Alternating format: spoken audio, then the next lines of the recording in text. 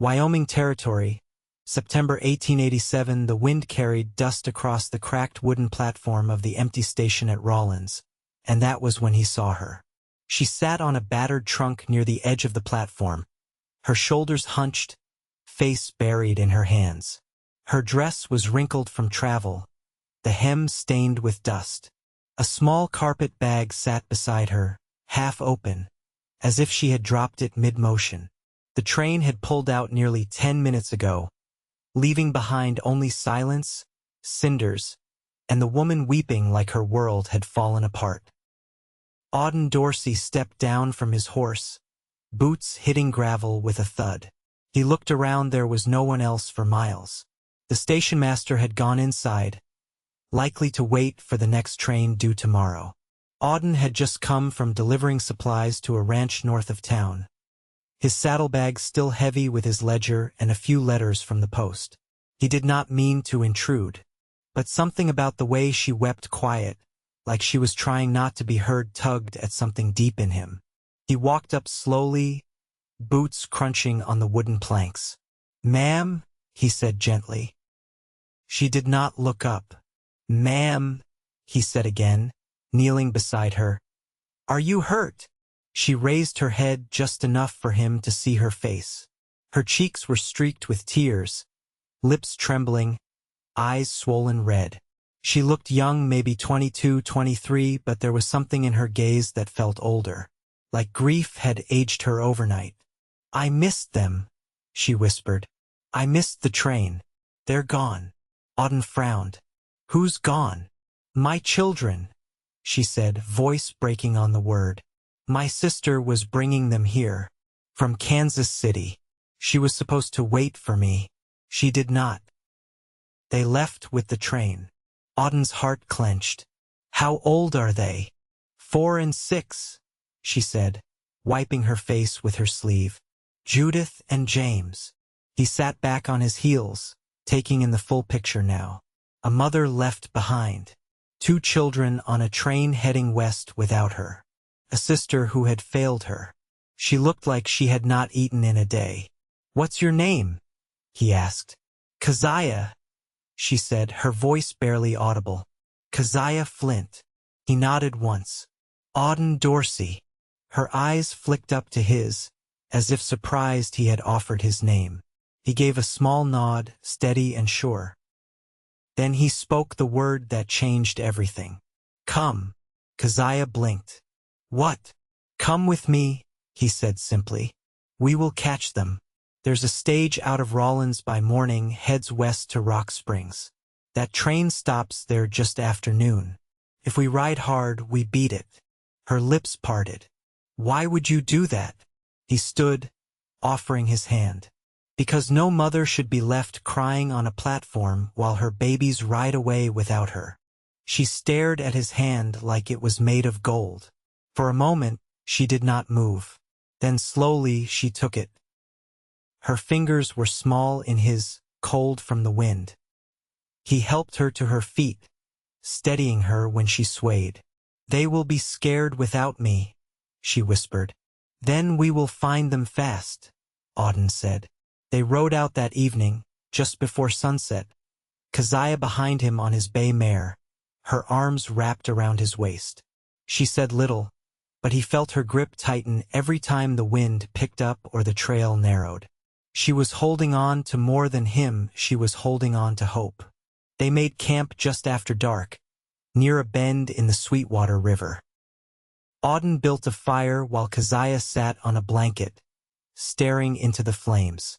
She had not wept since they rode out, but her silence carried its own weight. He handed her a tin plate with beans and bread. She took it with a soft thank you, her voice hoarse. "You from Kansas City?" he asked. She nodded. "Born and raised. My husband died last winter. Fever. We had nothing left. I wrote to my sister. She offered to take the children west while I settled things. I sold what I could, bought a train ticket, told her to wait for me here." "She did not," Auden said. "No," Keziah whispered. The fire crackled between them. Auden leaned back against his saddle, watching her. There was something in her, some quiet strength still holding her upright even after all this. He admired that. "I do not know why I trust you," she said suddenly. "I have not trusted anyone in a long time." He looked at her, steady. "Then let me earn it." Keziah's eyes glistened again, but she held them open, blinking fast. "I just want to hold them," she said. "That is all I want." "You will," Auden said. They broke camp before dawn, riding through the brittle light of early morning, the air sharp with cold. By mid-morning they reached the stage junction. The driver raised a brow at the sight of them, dusty and wind-worn, but Auden paid the fare without question. Keziah sat beside him, her hands fisted in her lap. The stage jostled over the rutted road, the hours stretching long. But just past noon, they rolled into Rock Springs. The train had not yet arrived. Keziah was off the stage before it stopped moving, scanning the platform, her breath catching in her throat. The station here was larger, busy with people. Auden stayed close, watching her carefully. Then her breath hitched. "There!" she cried, and broke into a run. Two children stood near a bench, holding hands, their small faces pale and confused. A woman, her sister, clearly stood nearby, arguing with a station agent. "James!"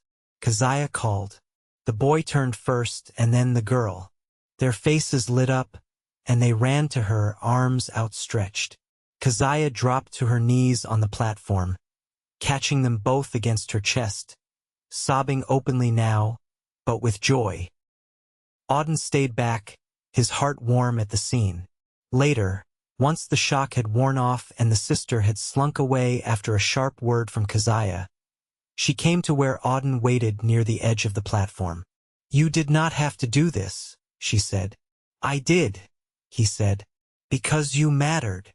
She looked at him, really looked, like she was seeing him fully for the first time.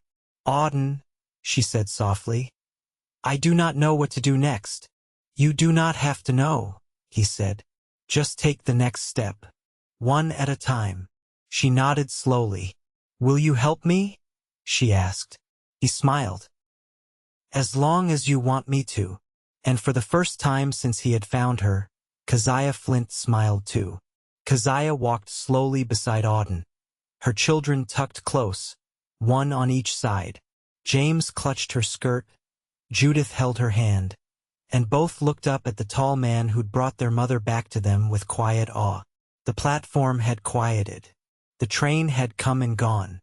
Her sister had boarded it without so much as an apology, muttering something about telegrams and misunderstandings, though Keziah hadn't listened long. That chapter, she'd decided, didn't need to be reopened. Auden led them toward the livery behind the general store, where his mare had been stabled. The far edge of Rock Springs smelled of horses and coal smoke, with men shouting over wagon loads and the clang of a blacksmith's hammer somewhere close by. It wasn't a place to linger with children, but they had to retrieve the horse and decide where to go next. "You have somewhere to stay?" he asked, glancing down at her. Keziah shook her head. "No, I planned to board with my sister. Until I could find work." He didn't press the matter further, just lifted Judith up into the saddle first, then James. The mare didn't flinch at the added weight. Keziah stood still, watching him arrange them with the ease of someone used to children, though he hadn't said if he had any of his own. "I know a place," he said, "out past Bitter Creek, run by a widow.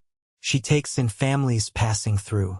Honest woman, keeps things quiet." Keziah hesitated. "Will she take us in?" "I'll vouch for you." She didn't ask why he would. She didn't need to. Trust, she was learning, sometimes came not from words but from what a person had already done without being asked. The ride out of town was slow, the mare's pace gentle for the children's sake. Keziah walked beside them, her boots stirring dust, her hand resting on the mare's flank. She could feel Judith's fingers brushing hers now and then, small and steady. "It's strange," she said quietly. I thought the hardest part would be the waiting. But this being with them again, it feels like I've stepped into something I don't know how to carry. Auden didn't look at her right away. He adjusted the reins in one hand, then said, You're not meant to carry it alone. The road curved into open land, where scrub gave way to tall grass and the wind moved in soft waves across the earth. The sun had begun to dip, painting the sky in muted golds and pale peach. It was the kind of evening that didn't ask for much, just quiet company and a place to rest. At the homestead, a woman with gray hair tucked beneath a kerchief greeted them. She had a rifle leaning inside the doorframe but didn't reach for it when Auden called her name. She looked them over, nodded once, and waved them inside. By dusk, Keziah and the children were settled in a small lean-to-room off the main house. The walls were thin, but the quilts were clean and the floor swept. She tucked the children into the straw-stuffed mattress while Auden waited outside, near a stump where someone had been chopping kindling. When she came out, her shawl wrapped tight, she found him sharpening a knife by the fading light. He paused when she approached. They're asleep, she said. He nodded and set the blade aside. You need anything else before morning? She sat on the stump opposite him. I need to know how to start over. Auden didn't answer right away. He picked up a piece of wood, ran his thumb along the grain. You start with what you've got, he said. Then you build what you need. Keziah looked toward the house. I have them. That's all I have. That's more than most. She watched his hands, the way he worked without hurry. There was steadiness in him, not just in movement but in presence. Like he wasn't going anywhere unless someone truly asked him to. Why are you alone? She asked softly. He didn't flinch. Wasn't always. My brother and I had a claim near Lander. He died 3 winters ago. Snow came early, took his leg, then his will. I stayed behind. And your folks? Gone long before that. She nodded, understanding the shape of that kind of loss without needing to trace it out loud. I never thought I'd leave Kansas City, she said. My husband was a printer. Thought we'd grow old surrounded by books and ink. Auden looked across at her. You still could. Just not there. They sat in silence then, the kind that didn't press.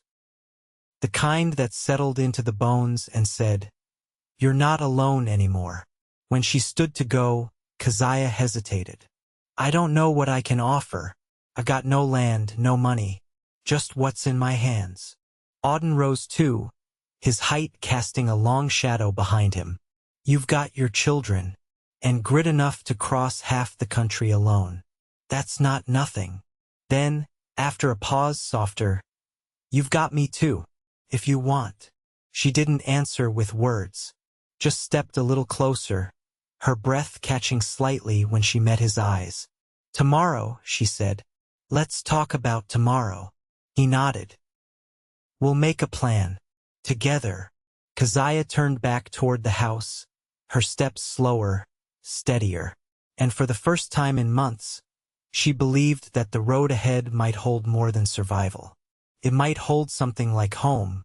By late morning, the children were helping gather twigs behind the widow's house, while Keziah scrubbed laundry in a basin beneath the cottonwood.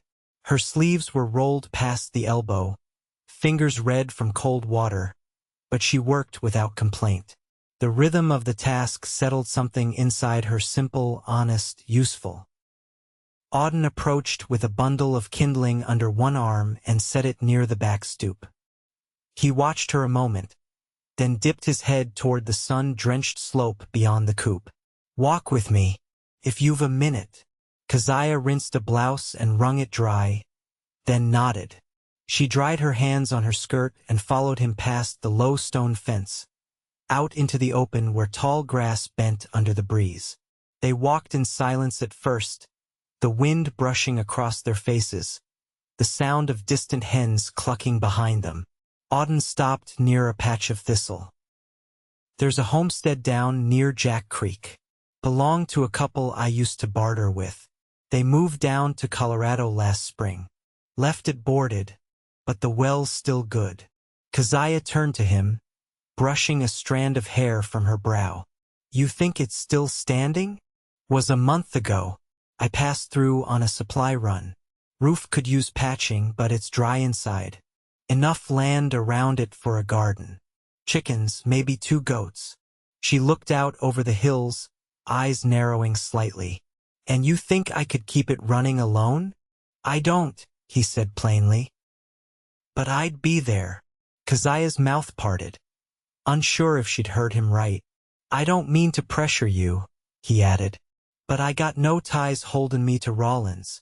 I've been living out of saddlebags and barns long enough. I could fix the roof, build a pen. Get you started if you'd have me. I don't have anything to offer you. You do, he said. You just don't see it yet. She lowered her eyes, voice low. You hardly know me. I know you rode through half a territory for your children. I know you kept your word when no one else did. I know how you look when you're trying not to cry and how you keep going anyway. He shifted his weight. I know enough. Keziah stared at the horizon, where the hills softened into a pale blue line. If I say yes, it can't be because I'm afraid. Then don't be afraid, Auden said. Say yes because you want to build something better than what was left behind. Birdsong filled the pause between them. She turned to face him, her expression unreadable, but calm. All right, she said. Let's go see it. They told the widow that afternoon. She offered them provisions and a hand-drawn map, along with a warning that the road past Willowdraw was washed out last she heard. Auden nodded, said they'd go the long way by Elk Ford. Keziah packed what little she had, her mother's locket, a pair of children's shoes tied together with twine, a worn brush with half the bristles gone. She offered to pay for the room, but the widow waved her off. You did what most don't, the woman said. You came back for your young. That's worth more than coin. By sunrise the next day, they were riding west again. Judith sat across the saddle with Keziah, her cheek pressed to her mother's shoulder. James rode with Auden, small hands clutching the pommel, his laughter rising when a jackrabbit darted from the brush. They followed the ridgeline for hours, stopping only when the children grew hungry. Keziah shared bread and dried apples while Auden checked the map against the hills. The land grew quieter the farther they rode, the wind filling the space where towns used to be. Near dusk, they reached the crest above Jack Creek. The house stood in the hollow below, weather-worn, but upright. The chimney leaned eastward, and the door hung crooked, but the walls held, and the roof only sagged in one place. A rusted tin pail sat beside the well, and a lone fence post still bore the remnants of a gate. Keziah dismounted slowly, her legs stiff from the ride. She walked the perimeter while the children picked wildflowers behind the shed. She stepped through the doorless frame, ran her hand along the wall, and turned toward Auden. It's not much, she said. No, he agreed. But it's ours now, she said. Auden smiled, quiet and sure. If you want it to be. She looked at James and Judith, their arms full of yellow blooms, and then back at him. I do. They worked until nightfall, clearing the doorway and setting up bedding inside. Auden lit a lamp with a stub of candle and hung it from a nail above the hearth. Keziah laid the children down on a quilt, brushing their hair back as they drifted off. Later, she stepped outside. The sky above was thick with stars, and the air smelled of pine and ash. Auden stood at the edge of the porch, arms folded loosely across his chest. Do you ever regret staying behind? She asked. He didn't look at her right away. Sometimes. But then I remember what I'd have missed. She stepped closer, her voice low. You've done more for me than I thought anyone would. He turned to her. And I'd do it again. Keziah hesitated only a moment before reaching for his hand. He laced his fingers through hers like he'd been waiting for the invitation. They stood like that beneath the stars, the wind soft around them, the children safe inside, and something new, something steady beginning between them. Not rushed, not imagined, just real and ready to grow. Keziah stood barefoot in the soft dirt behind the house, sleeves rolled past her elbows, a rusted hoe in hand. The sun had barely cleared the hilltops, but the air already carried the warmth of late September, dry and sharp on the tongue. She moved slowly, turning soil in a narrow line near the back fence, her movements careful. The ground hadn't been worked in some time, but it yielded in places, giving way to her persistence. Auden emerged from the shed with a coil of rope over one shoulder and a box of nails tucked under his arm. His shirt stuck to his back where he'd been chopping lumber. He stopped at the edge of the patch she was clearing, watching her work for a moment. "You reckon to plant something this late?" he asked. "I reckon to start with what I can," Keziah said, pausing to lean on the handle. "Turnips, maybe. Something stubborn." He stepped closer, setting the nails down on a flat stone. "So that's the kind of planting we're doing." She gave him a glance, one eyebrow lifted. "What other kind is there?" He crouched near the fence post. "The kind that doesn't mind being patient." Keziah turned back to the earth, striking at a knot of roots. "I haven't had much use for patience lately." Auden didn't answer right away. He inspected the fence line, choosing a nail and setting it beneath the hammer. "I could bring back seed from town. There's a man near the mill who still trades for dry goods, says his wife fancies wildflower gardens. You got anything sweet left to give?" "Some preserves," Keziah said. "Apricot." I packed them tight and prayed the jars wouldn't crack. "They didn't," he said, and swung the hammer once, clean and sharp against the post. She straightened, brushing dirt from her palms. "You always this steady?" "I try to be," he said. "The world's already full of men with quick tempers and slippery promises." Keziah studied his profile under the growing light. "You ever think about leaving Wyoming?" "Not in years," he said. "I've seen too many folks running toward better and finding worse." She nodded slowly. "I used to think the city was the only life worth living. All the windows lit at night, the brass bells on the bakery doors." "Doesn't sound much like peace," he said. "It wasn't," she replied. "But it was known, out here. I wake and don't know what the day will ask of me."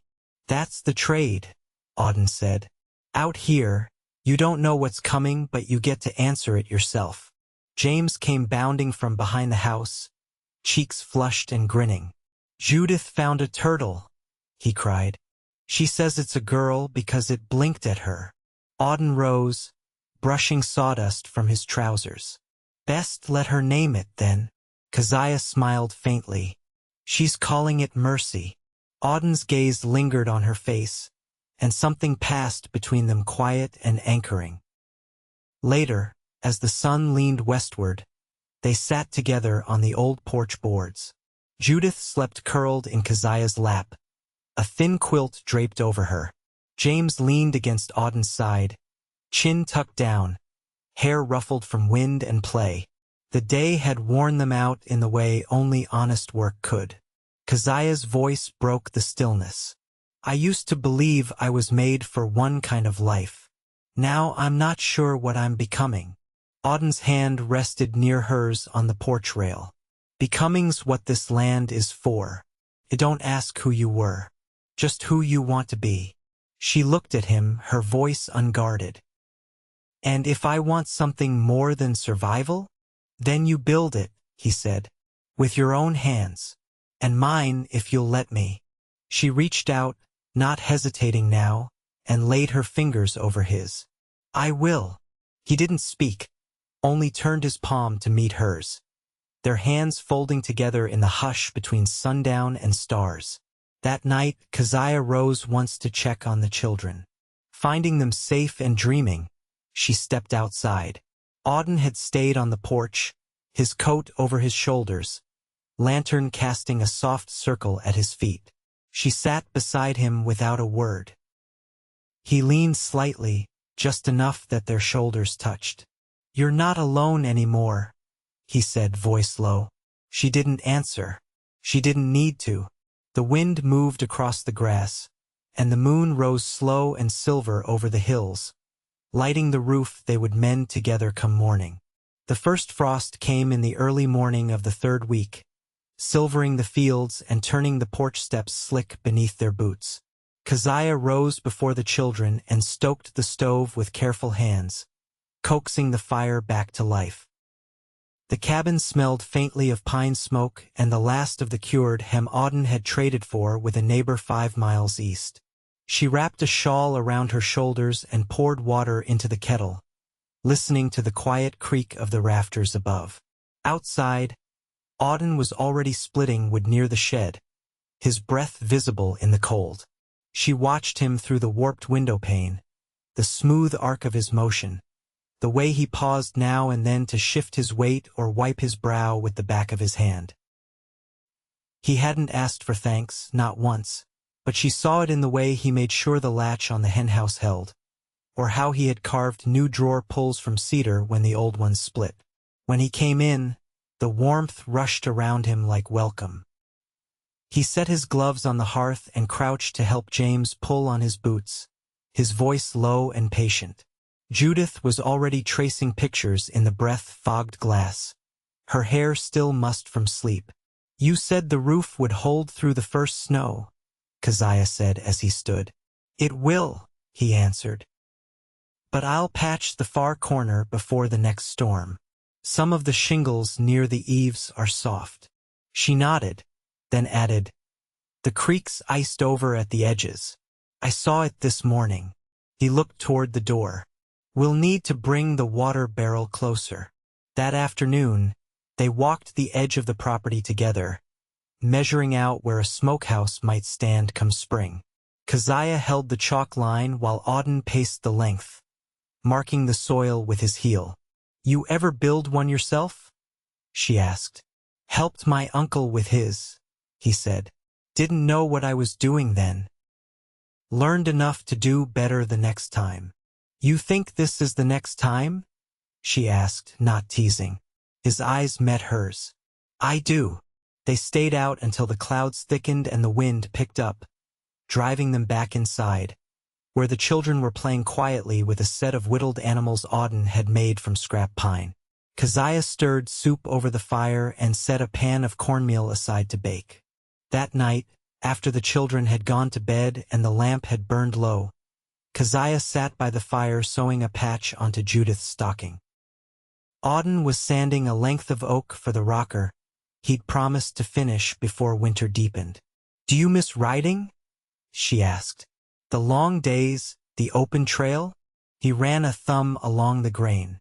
"Sometimes, but that life always ended the same me alone with a full saddlebag and nowhere to be."